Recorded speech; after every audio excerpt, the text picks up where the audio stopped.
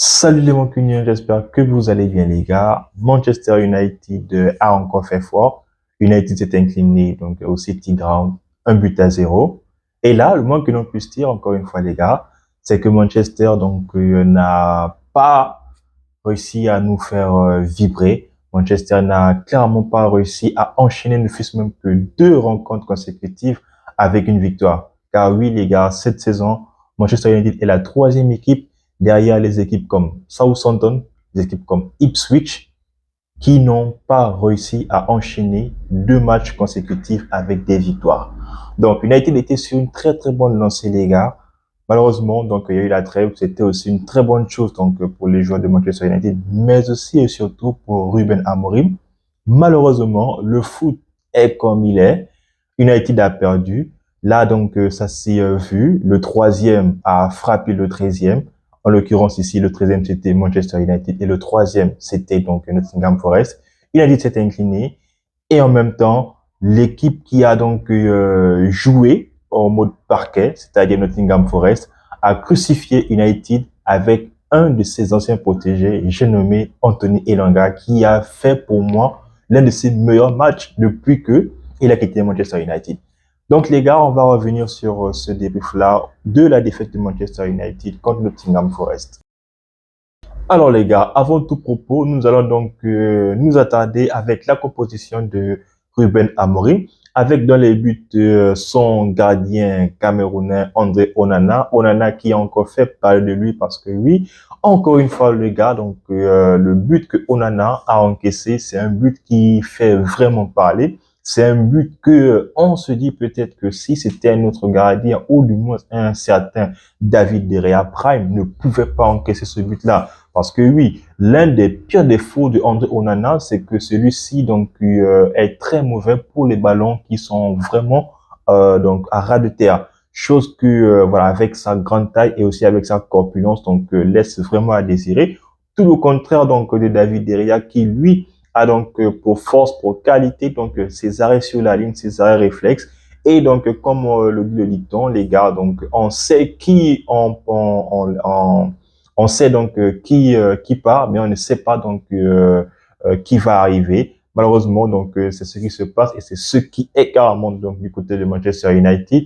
Et j'espère vivement que André Onana aura de la concurrence parce que oui, Manchester ne peut pas aller loin avec un gardien donc de la trempe de Onana. Malheureusement, force est de constater que ce n'est pas un gardien qui sied. Voilà donc à Manchester United. Mais les gars, pour l'accompagner tout de même, donc il était accompagné de Lenny Yoro, Matthijs de Ligt et bien sûr Noussaïr Mazraoui. Ces 3 défenseurs-là, les gars, donc je pense que ce sont donc des joueurs qui commencent à se compléter. Ce sont des joueurs qui arrivent à se couvrir, donc malgré les erreurs que l'un donc fait, l'autre parvient à venir donc boucher les trous là et ça s'est vu lors de toute la rencontre, sauf lors de la seule incursion de Ruben de Anthony Elanga qui voilà donc a terminé donc son action. D'ailleurs donc très beau but de sa part les gars avec un rush vraiment solitaire à pleine vitesse a percé totalement toute la défense de Manchester United. Et en plus de ça, les gars, donc les 4 milieux de terrain sur les côtés, on pouvait donc retrouver à droite Diego Dallo qui a été donc fantomatique, les gars. Il faut le reconnaître aujourd'hui, Dallo donc n'a pas apporté ce qu'il a l'habitude d'apporter. Donc lui aussi, est-ce qu'il sera donc dans la liste des joueurs qui seront en partance? Donc reste à savoir si donc Manchester ne trouve pas un latéral donc meilleur que lui, parce que aujourd'hui Dalot a encore montré donc ses faiblesses, donc ce n'est pas un Dalot tranchant qu'on a pu voir aujourd'hui. Est-ce que le système donc à 4, le système en tant que piston lui convient? Est-ce que lui ce n'est pas plutôt un système où il est donc en arrière? Aujourd'hui les gars, on a vu vraiment les lacunes encore une fois de Dalot qui ne nous a pas montré un de ses meilleurs visages pendant cette rencontre-là. Et sur le côté donc gauche, le piston gauche du moins, donc c'était bien sûr le retour de Patrick Drogou. Drogou qui nous a habitués à bien mieux que ça, les gars, étant donné que c'est pour moi l'un de ses pires matchs depuis qu'il est arrivé à Manchester United. Il nous a vraiment habitués à quelque chose donc d'éblouissant, quelque chose donc de vraiment fantastique. À chaque fois qu'on le voit jouer, limite, on se dit que voilà, donc c'est vraiment quelque chose de bien. C'est vraiment donc un joueur qui va nous apporter un peu de fraîcheur. Il n'est pas connu en Angleterre, on ne connaît pas ses qualités et on le découvre tous. Malheureusement, donc ça ne s'est pas bien passé pour lui. On va dire que la trêve donc n'a pas fait donc des erreurs à Manchester United.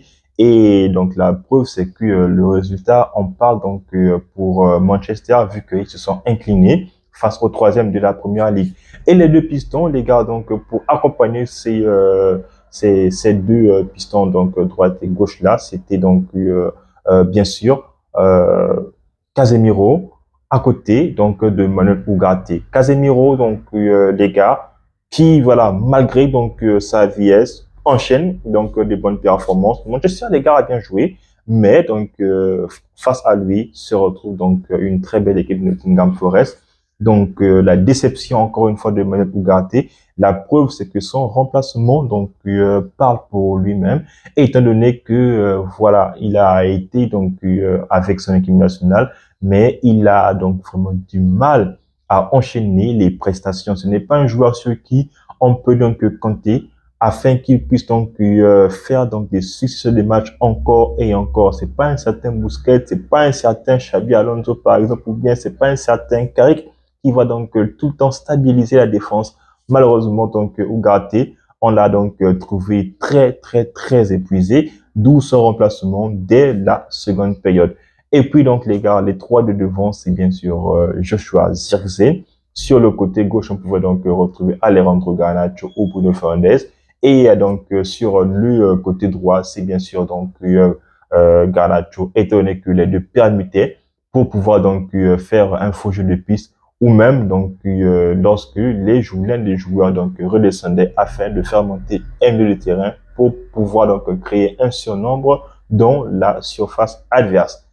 Eh bien, les gars, comme je le dis, Manchester United donc s'est fait encore surprendre et donc on peut dire voilà donc les gars que c'est une défaite méritée de la part de Manchester, tout simplement parce que ils ont certes bien joué, il y a eu un monopole de la part des Mancuniens, mais Manchester ne savait donc pas ce qu'il devait faire avec le ballon.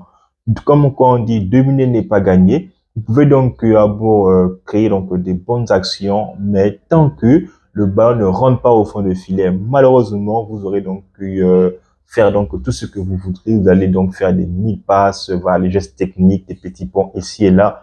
Tant que vous ne menez pas au score, sachez que vous n'êtes rien. Et c'est ce qui s'est clairement passé. Même si Manchester donc pouvait donc dominer à droite et à gauche, mais derrière, il y avait donc une très bonne défense de Nottingham Forest et c'est ce qui a fait donc leur force, étant donné que les gars, dans les toutes dernières minutes de la rencontre, donc Harry Maguire, les gars, qui, encore une fois les gars, je tiens à le rappeler, Maguire a carrément joué avant-centre, le pari fou, le pari risqué de Ruben Amorim. Ça a failli payer, mais donc on a tous vu, pour tous ceux qui ont regardé la rencontre de Manchester, que Nottingham Forest, donc c'est pas pour rien que ils sont donc dans l'une des meilleures défenses du championnat pour cette saison et en même temps donc ils ont réussi à enlever le but que Maguire avait failli mettre, même si c'était donc trop mou. Maguire, lorsqu'il est rentré, il a vraiment apporté donc ce que Ruben Amorim lui a certainement donc confié, lui a certainement indiqué de faire, c'est-à-dire donc jouer tous les seconds ballons de la tête et ça a été parfaitement exécuté par Maguire. Mais les gars, comme l'a si bien dit le commentateur, c'est donc une catastrophe, donc une hécatombe donc offensive dans la mesure où tous les joueurs offensifs de Manchester United sont carrément fantomatiques. Alejandro Garnacho a été donc lui-même donc la personnification donc du terme fantomatique à l'attaque de Manchester United parce que c'est lui qui avait les meilleures actions de la rencontre. Le 2 contre 1 où il était avec Rasmus Højlund, pourquoi il ne fait simplement pas la passe afin de pouvoir donc égaliser? Manchester United, si ils égalisaient, pouvaient prétendre à une victoire ou même donc faire un match nul. Oui, ça allait forcément donc faire mal aux supporters, mais qu'à ça ne tienne, je pense que ça devait être un résultat qui devait au moins atteindre que ce soit nous, ce fans de Manchester, nous, donc, les supporters qui restons là devant nos écrans à espérer une victoire. Parce que lorsque Manchester perd, je pense que pour tous supporters de Manchester United, nous sommes tous frustrés. Ça énerve donc de venir donc, là, parler donc derrière donc, nos caméras de Manchester United qui est en train de se faire frapper donc par n'importe qui. Nottingham Forest, donc encore une fois, c'est une grande équipe aujourd'hui. Donc c'est une équipe qui n'a pas donc des grandes stars, mais c'est une équipe qui a un collectif bien huilé. Il y a des joueurs donc qui ont mouillé le maillot. La preuve les gars, c'est que le défenseur qui a donc réussi à enlever le dernier tir, donc même s'il était très mou quand même, il n'y a pas de Maguire. Tous ses coéquipiers sont venus donc sont venus le supporter par rapport au geste, par rapport au but qu'il a réussi à enlever. Il y a aussi une autre action, la toute première action, les gars, donc de Mason Mount lorsqu'il est rentré. Donc lui d'ailleurs, donc bon retour à lui. J'espère qu'il va très rapidement se mettre dans le bain parce que faudrait s'il veut rester à Manchester United, faudrait donc qu'il soit vraiment décisif lors de ces derniers matchs-là. Donc Mason Mount, lorsqu'il a réussi à se trouver une fenêtre de tir, donc Morgan Gibbs-White est venu carrément donc gronder clairement donc son coéquipier en lui faisant part que voilà c'était inconcevable qu'il fasse donc un dégagement devant donc les supports devant les joueurs de Manchester United étant donné que le dégagement donc il l'a fait donc de manière désinvolte et malheureusement le ballon n'est pas allé loin, le dégagement donc n'a pas été celui qu'il espérait, chose donc le dire, mais donc c'est arrivé sur les pieds de Mason Mount. Mason Mount n'a pas réussi à garder son tir. Manchester United a tenté, que ce soit Casemiro en première mi-temps, que ce soit Bruno Fernandes, que ce soit Garnacho, Mason Mount. Malheureusement, rien ne s'est fait. On pouvait même encore donner une autre mi-temps à Manchester United. Le parquet que les joueurs de Nottingham Forest avaient réussi à installer, très franchement, c'était vraiment difficile de la part donc de Manchester pour pouvoir donc égaliser ou prétendre même à une éventuelle victoire. De l'autre côté, les gars, Anthony Elanga, donc qui lui est quand même parti de Manchester United à moins de 30 millions. Et aujourd'hui, comme je l'ai dit, fait donc l'une de ses meilleures prestations depuis qu'il a quitté Manchester. C'est comme s'il avait clairement donc quelque chose à montrer, vu que United l'a vendu pour une somme limite, on va dire, dérisoire entre clubs anglais, vu que ce genre de transactions-là sont plutôt onéreuses pour celui-là qui veut donc s'accaparer donc d'un joueur, surtout donc d'un joueur de l'académie de Manchester United. Donc Garnacho nul, Anthony Elanga, il a fait vraiment le match de sa vie. Un joueur qui a vraiment écœuré les joueurs de Manchester United, que ce soit Bruno Fernandes, Casemiro ou même encore Christian Eriksen, c'est donc le capitaine, donc Yates. Yates vraiment qui était en mode Joey Barton à chaque fois qu'il était donc en face à face ou bien qu'il était donc marqué par un joueur de Manchester United, il réussissait toujours à les faire sortir de leur gants. La preuve, c'est que Casemiro a réussi à avoir donc le carton jaune, même si celui-ci a beaucoup en rajouté après donc le tacle effectué par Casemiro. Il a réussi donc à faire sortir donc du match Bruno Fernandes. Il a permis donc encore une fois à Christian Eriksen de faire donc un match assez moyen, vu que Eriksen lui aussi s'est pris un carton jaune avec donc la vitesse d'Elanga, parce que Elanga donc était voilà donc parti pour un autre rush et pouvoir donc crucifier son ancienne équipe. Heureusement donc pour nous les gars, Anthony Elanga n'a pas célébré son but. Tout de même, il était content de la performance donc qu'il a effectuée donc pendant la rencontre. Ce n'est quand même pas rien. Ça reste donc un des meilleurs joueurs de cette équipe-là, de Nottingham Forest. Leur meilleur buteur n'étant pas donc disponible à cause donc de la douleur à la hanche, a fait en sorte que ce soit donc lui qui soit donc l'un des premières armes offensives de Nottingham Forest, et ça s'est concrétisé. Il savait donc quel était le point faible de Manchester United, c'est-à-dire museler complètement Bruno Fernandes, et il savait aussi jouer sur leur force, c'est-à-dire donc jouer en contre-attaque et aller très très très rapidement donc pour aller affronter André Onana.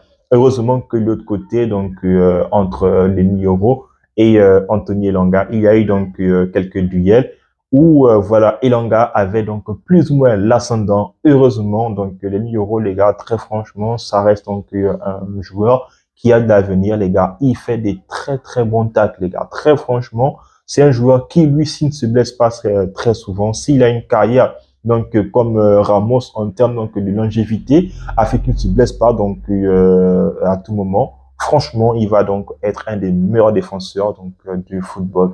Et donc en ce qui concerne donc De Ligt, c'est un joueur donc où il est quand même bien accompagné. De Ligt reste quand même une référence depuis son éclosion.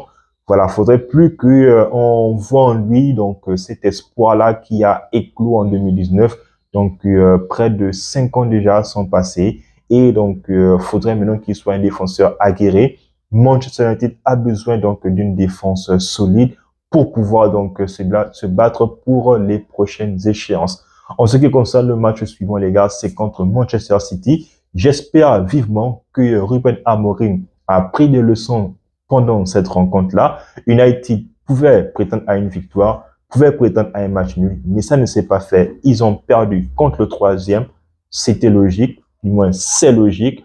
Le 13e doit s'incliner face au troisième, sachant que le 13e donc, a tiré plus de 20 fois au but, mais n'a été donc cadré que 8 fois sans pour autant mettre le ballon au fond des filets. La prochaine échéance, c'est Manchester City. Ensuite de cela, donc, c'est les rencontres donc en Ligue Europa contre Lyon. Manchester doit vraiment se bouger. À noter aussi les gars donc sur le banc, donc la recrue donc malienne, donc voilà donc comment ça s'appelle encore, j'ai oublié son nom, Sékou Koné, donc qui était sur le banc. Bah, Ruben Amorim ne l'a pas fait jouer.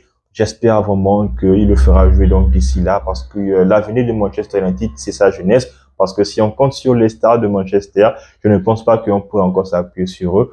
Mais bon, on verra ce que l'avenir donc nous réserve, les gars. Si vous avez aimé donc la vidéo, n'hésitez pas à me le dire en commentaire. Donc encore une fois, donc la déception, la désillusion de Manchester United face à Nottingham Forest. Moi, les gars, je me ferai donc une joie, un plaisir de vous lire. En attendant, on s'abonne, on reste en santé, mais aussi et surtout, tous mon cognac.